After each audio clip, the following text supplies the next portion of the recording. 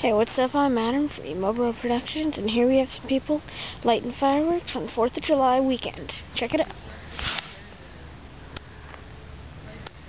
That was a dud.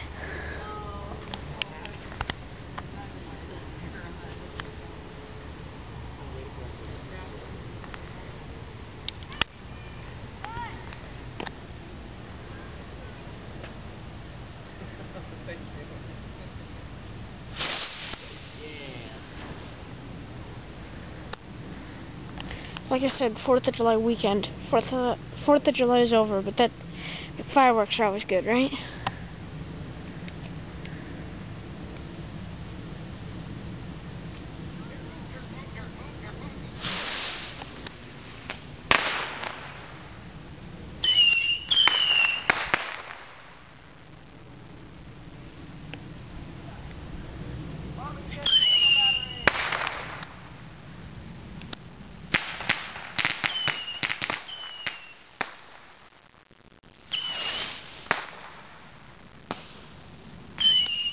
There you have it, folks. Just a couple explosions for this great 4th of July weekend.